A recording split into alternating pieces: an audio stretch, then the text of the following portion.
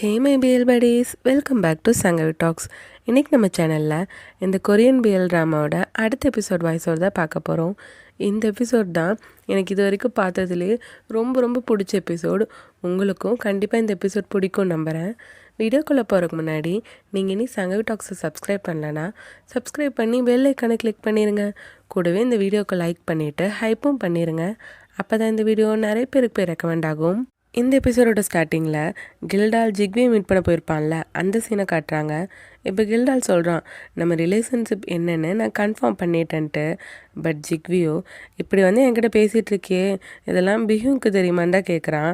ஆனால் கில்டால் அது அவங்கவுங்களோட ப்ரைவசிங்கிறான். ஜிக்விக்கு ஆச்சரியமாக இருக்குது, இந்த குழந்தையா வளர்ந்துருச்சு ப்ரைவசின்லாம் பேசுதேன்ட்டு. ஆனால் கில்டாலோ இந்த உலகத்தில் ஃப்ரீ லஞ்சுன்னு எதுவுமே கிடையாதுன்னு சொல்ல ஜிக்வி சாக்காயிட்டான். இப்போ நீ எதை மீன் பண்ணுற? எங்கே பாரு, நம்ம 2 பேருக்குள்ள எதுவும் நடக்கலன்னு இவன் சொல்ல வர கில்டால் அவன் எதுவும் பேச விடாமல் ஐ லைக் யூன்னு சொல்லிடுறான். இவன் பிடிச்சிருக்குன்னு சொன்னதுலே ஜிக்வி சாக்காயிட்டான். இதில் கில்டால், நீ டர்ட்டியாக இருக்கன்னு ஒன்று நான் உன்னை விட்டு விலகி போகல, எனக்கு ரொம்ப சையாக இருந்துச்சு, அதனால தான் உன்னை விட்டு விலகி இருந்தேன்னு சொல்லிட்டு இப்போ ஜிக்வி பக்கத்தில் வரான். அவனோட கண்ணாடியை கழட்டி கீழே வச்சுட்டு கில்டால் ஜிக்வி கிட்ட சொல்கிறான், நீ ரொம்ப ப்ரெட்டியாக இருக்க, உன்னை என்னால் பார்க்க கூட முடியல, உன் கண்ணை பார்த்து பேசவே முடியல, அந்தளவுக்கு அழகாக இருக்க. இப்போ என் மனசு இருக்க ஃபீலிங்க்கு நீ தான் எல்லா ரெஸ்பான்சிபிலிட்டிஸும் ஏற்றுக்கணும்னு சொல்லிட்டு அவனை பார்த்துட்டே இருக்க ஜிக்வி அப்படியே ஃப்ளாட் ஆகிட்டான். அப்போ கில்டாலுமே அவனை கிஸ் பண்ண போக ஜிக்வியும் கண்ணை மூடிட்டான். அப்போ தான் கில்டாலுக்கு ஒரு மெசேஜ் வருது, என்னென்னா பிஹுவுக்கு இன்ஜுரி ஆயிடுச்சுன்னு. இப்போ இவனுக்கு என்ன பண்ணுறதுன்னு தெரில. அதனால் அப்படியே இவன்கிட்ட ஜிக்வி கிட்ட இனிமேல் எல்லாத்தையும் நான் பார்த்துக்கிறேன்னு சொல்லிட்டு உடனே போயிடுறான். அப்புறம்தான் ஜிக்வி கண் முழிச்சு பார்க்குறான். டேங்கிற மாதிரி தான் நினைக்கிறான். இன்னொரு பக்கம் போக்கும் பிஹுங்கும் மயக்கத்தில் இருக்காங்க போல். போக் அப்போ தான் கண் முழிக்கிறான். அப்போ பக்கத்தில் ஒரு லேடியும் அந்த கோட் போட்டவனும் பேசிகிட்டு இருக்க மாதிரி தெரியுது. அந்த கோட் போட்டவன் என்ன சொல்கிறான்னா, அவன் தான் அந்த கோஸ்ட்டை ரிலீஸ் பண்ணியிருப்பான் போல். அந்த லேடியும், ஏன் பிஹுங்க அடைச்சி வச்ச கோஸ்ட்டெல்லாம் நீ ரிலீஸ் பண்ணங்கிற மாதிரி கேட்டுட்ருக்காங்க. இதெல்லாம் தான் போக் முழிச்சு அப்படியே கவனிச்சிட்ருக்கான். அப்போ அந்த ஆள் என்ன சொல்கிறான்னா, இதெல்லாம் ஃபேட்டு நடத்துறது, அந்த ஃபேட் என்ன கொடுக்குதோ அதை அவங்க அனுபவிச்சு தான் ஆகணும். அப்போ அந்த லேடி கேட்குறாங்க, இதனால் பிஹுங் கண்மொழிக்கமே கூட போகலான்ட்டு. அதுக்கு அந்த ஆளோ, அவங்க 2 பேரும் அவங்களுக்கான இடத்துக்கு போய் தான் ஆகணுங்கிற மாதிரி அவன் சொல்லிகிட்டு இருக்க போக் அப்படியே பிஹுங்க பார்த்து ஸ்மைல் பண்ணுறான். இப்போ அப்படியே சின்ன வயசில் காட்டினாங்கன்னா போக் அவங்க தாத்தாவை தேடிட்டு ஒரு இடத்துல ரொம்ப தேடிட்டு அலைஞ்சிட்டு இருந்திருக்கான். அப்போ அவன் கையில் அந்த அமுலேட்டட் இருக்கும்ல, அதுவுமே இருந்திருக்கு. அப்பா அவனை அந்த பாட்டி இருக்கால, அவள் வந்து பார்த்துருக்கா, ஏய் குழந்த வா நம்ம போவோன்னு சொல்லியிருக்கா. இப்போ இந்த சீனை காட்டிட்டு இப்போ போக் மறுபடியும் கண் முழிச்சு பார்க்கும்போது அந்த இடத்துல அந்த பாட்டி இருக்கா. அவள் இப்பயும் போக்க பார்த்துட்டு, குழந்தை நீ எந்திரிச்சிட்டியான்னு கேட்க அப்பா கில்டால் ரூமுக்குள்ள அவசரமாக ஓடி வரான். பிஹுங்க்கு என்னாச்சுங்கிற மாதிரி. ஆக்சுவலாக அந்த பாட்டின்னு சொல்கிறாங்கல்ல, அவங்க தான் god of birth and fate. அவங்களோட பேர் சம்சின். அவங்க ஏதோ மிஸ்டேக் பண்ணிட்டாங்க போல். அதனால தான் இப்போ ஒரு மனுஷன் பாடிக்குள்ளே ரீஇன்கார்னேட் ஆகி இருக்காங்க. போக் இதெல்லாம் கேட்டுட்டு உங்ககிட்ட எனக்கு 3 கொஸ்டின் கேட்கணுங்கிறான். என்னன்னு கேட்டால், இவனை கோஸ்ட் வந்து அவன் ரெஸ்ட் ரூமில் இருக்கும்போது கரண்ட் கட் ஆகி வந்து அட்டாக் பண்ணுச்சுல, அதுக்கப்புறம் என்னாச்சுன்னே எனக்கு ஞாபகம் இல்லை. அப்போ தான் அந்த பாட்டி சொல்லுது, ஏண்டா நீ ரூஃப் டாப்லேருந்து விழுந்துட்டேன்ட்டு. இவன் ஷாக்காகிறான், என்னது நான் ரூஃப் டாப்லேருந்து விழுந்துட்டானான்ட்டு. சரி பியூங்க்கு என்னாச்சுன்னு கேட்டால் அதான் இவனோட செகண்ட் கொஸ்டின். அவனை சேவ் பண்ணுறக்காக அவனும் குதிச்சிட்டாங்கிறான். சரி, அடுத்த கொஸ்டின் என்னென்னா, அப்போ நான் இறந்ததுக்கப்புறம் பிஹுங் என்னை வந்து பார்த்தானாங்கிற மாதிரி இவன் குழப்பிட்டு கேட்க அதுக்கு அந்த பாட்டி சொல்லுது, டேய் அவன் ஒரு காப்ளின்டா, இல்லைனா ஒருத்தன் குதிச்சுட்டு எப்படி இப்படி உயிரோடு வந்திருக்க முடியும், உனக்கு தெரியாதான்னு கேட்க ஆக்சுவலாக பிஹுங் சொல்கிற அந்த மாய மந்திரம் எல்லாத்தையும் நம்பியிருப்பான் போல். பட் பிஹுங் காப்ளின் மட்டும் இவன் இன்னும் நம்பியிருக்க மாட்டான். ஸோ இந்த பாட்டியும் காப்ளின்னு சொல்ல இவன் இப்போ கூட நம்பலை. டே உண்மையாக தான் சொல்கிறான், அவன் காப்ளின்னு சொல்ல.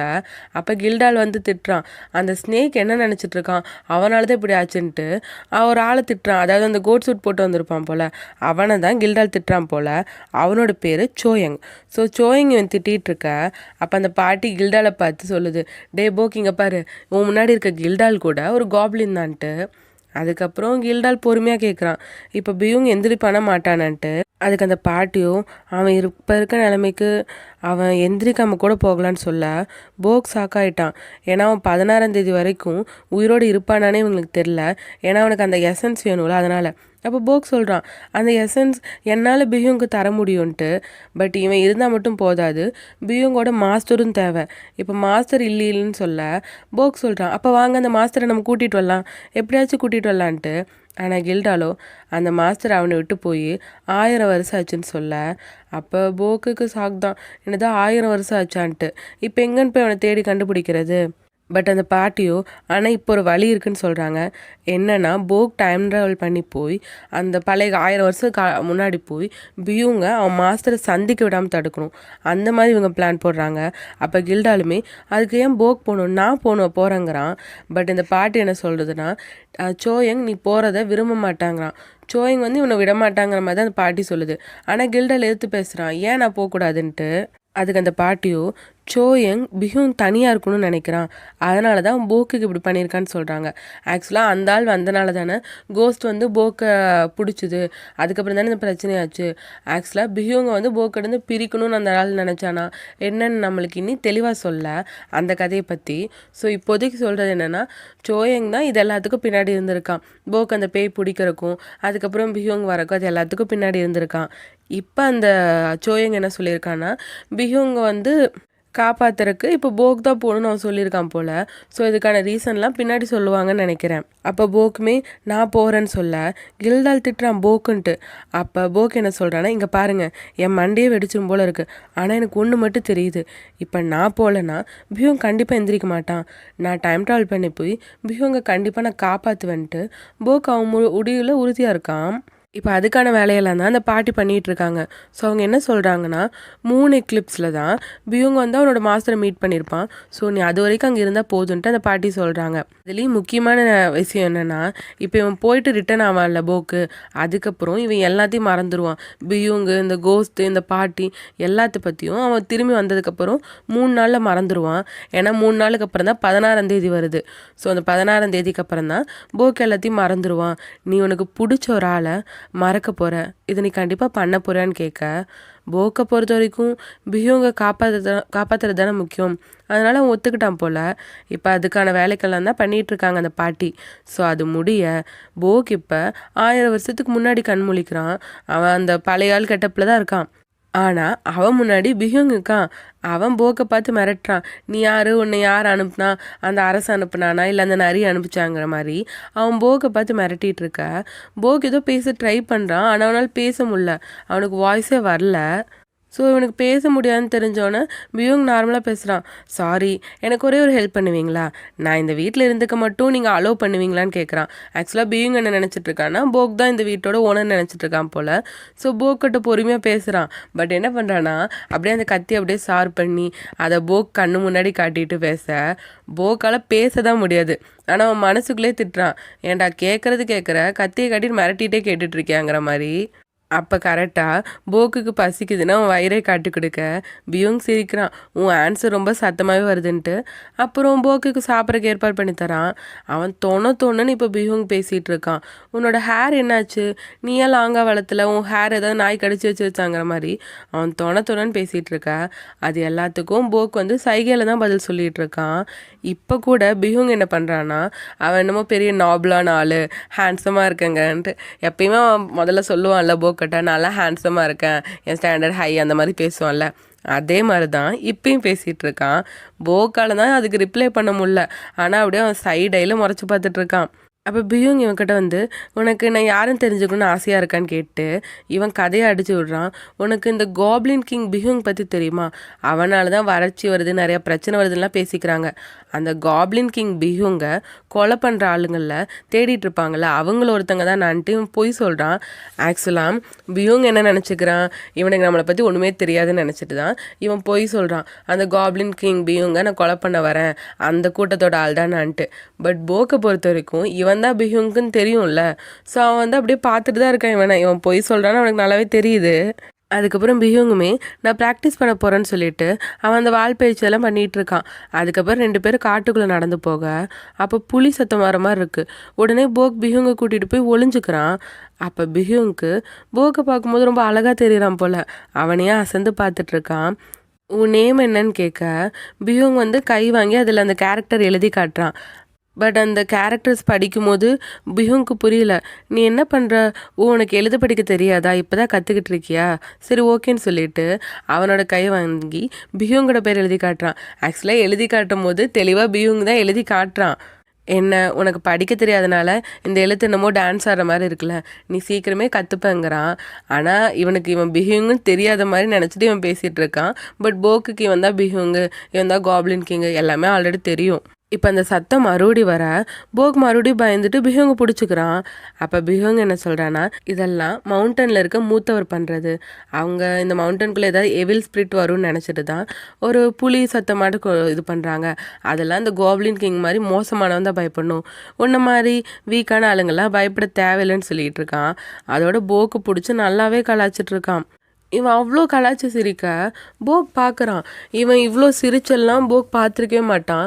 ஏன்னா ப்ரெசண்ட்டில் இருக்க பிஹுங் எப்படின்னா, அவன் வந்து 1-2 வார்த்தை தான் பேசுவான்.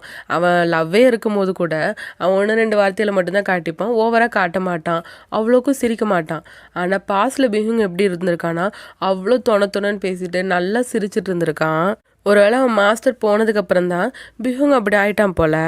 அதுக்கப்புறம் அவன் நடக்கும் போதும் போக் வந்து பயந்துட்டே பிஹுங்கோட கை பிடிச்சிட்டு நடந்துட்டு இருக்கான். இந்த சீனை நம்மளுக்கு முன்னாடியே காட்டியிருப்பாங்க.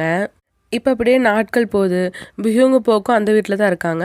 அவங்க 2 பேருக்குள்ள பாண்டுமே நல்லா இன்க்ரீஸ் ஆகுது. போக் வந்து பிஹுங் ப்ராக்டிஸ் பண்ணுறதை பார்த்து அவனும் பண்ண ட்ரை பண்ணிகிட்டு இருக்க. அப்புறம் பிஹுங்கே சொல்லித்தரான். பட் போக்குக்கு அது வரல, தப்பாக தான் பண்ணுறான். இப்போ 2 பேரும் தூங்கிட்டு இருக்கும்போது யாரோ வர மாதிரி தெரியுது. அப்போ பிஹுங் போய் பார்த்தா அது கில்டால் தான். அவன் தான் ரகசியமாக வந்திருக்கான். அப்போ அவன் ஜிக்வி பற்றி தான் சொல்கிறான். ஜிக்வி வந்து நம்ம கூட சேர்ந்தது அந்த மெடிசனுக்காக தான். அதோட அவனோட சகோதரி இறந்துட்டான்னு சொல்ல, அப்போ போக் வந்து அதிர்ச்சியும் சேடும் ஆகிற மாதிரி தான் இருக்கான். அப்போ கில்டால் என்ன சொல்கிறான்னா, நல்ல வேளை இந்த வீட்டோட ஓனருக்கு வாய் பேச முடியாது, அது நம்மளுக்கு ஃபார்ச்சுனேட்டாக போயிடுச்சுன்னு சொல்ல, அப்போ பிஹுங் திட்டுறான். என்ன பேசுகிற நீ? ஒருத்தங்களுக்கு வாய் பேச முடியல, அதை நம்மளுக்கு அதிர்ஷ்டம் நீ சொல்கிறான்னு கேட்க, அப்போ தான் கில்டாலுக்கு புரியுது நம்ம பேசுனது தப்பு தான் போல், சாரி அப்படிங்கிற மாதிரி இவன் கேட்டுடுறான். அதோட அந்த கில்லர் காப்ஸ் எல்லாம் உங்களை தேடி வரக்கான வாய்ப்பு அதிகமாகிடுச்சு, ஸோ நீங்கள் இந்த இடத்த விட்டு கிளம்பி ஆகணும்னு கில்டால் சொல்ல, அப்போ பியூங் வந்து போக்கை பற்றி தான் யோசிக்கிறான். பட் கில்டால் என்ன சொல்கிறான்னா, நம்ம அவன் பக்கத்தில் இல்லாத வரைக்கும் அவனுக்கு எந்த ஆபத்தும் வராது, நம்ம கிளம்புறது தான் நல்லதுன்னு சொல்ல, பிஹுங்கும் அதான் கரெக்டுன்னு தோணுது. ஸோ அந்த கொலைகார படைகள் வரக்குள்ள பிஹுங் அங்கேருந்து கிளம்பிடுறான்.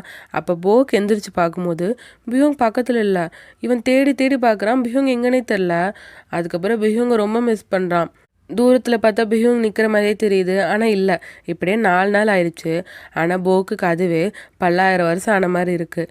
ஆக்சுவலாக அவன் அப்படியே வானத்தை பார்க்குறான். 3 எக்லிப்ஸ் வந்து இன்னி வரலை.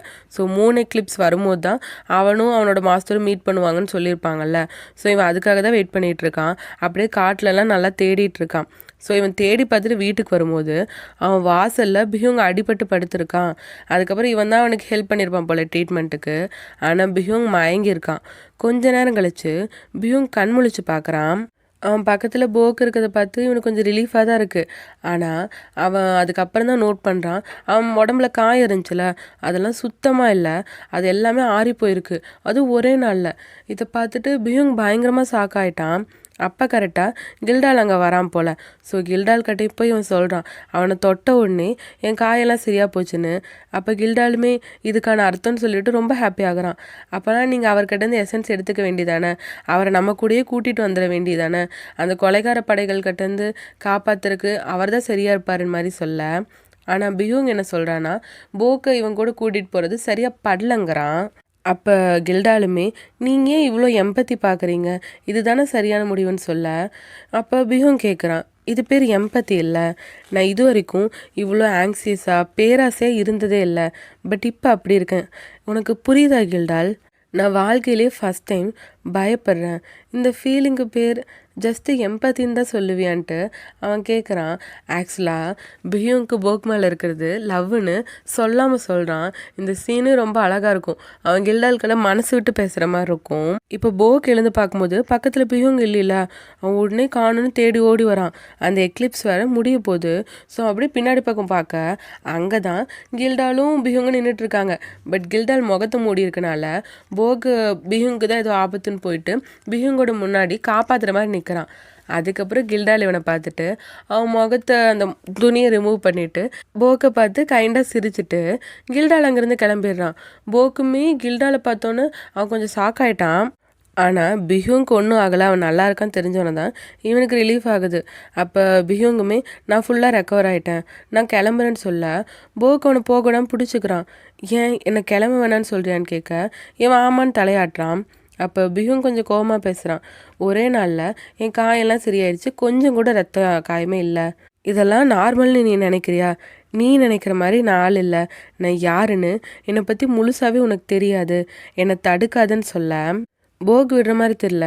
ஆனால் பிஹுங்கு இங்கே பாரு, நீ உள்ளே போ, நான் உன்னை ஹர்ட் பண்ணுறதுக்கு முன்னாடி நீ உள்ளே போயிருன்னு சொல்ல அப்போ பிஹுங் கிளம்ப பார்க்குறான். ஆனால் போக் அவனை விடாமல் பின்னாடி இருந்து ஹக் பண்ணிக்கிறான்.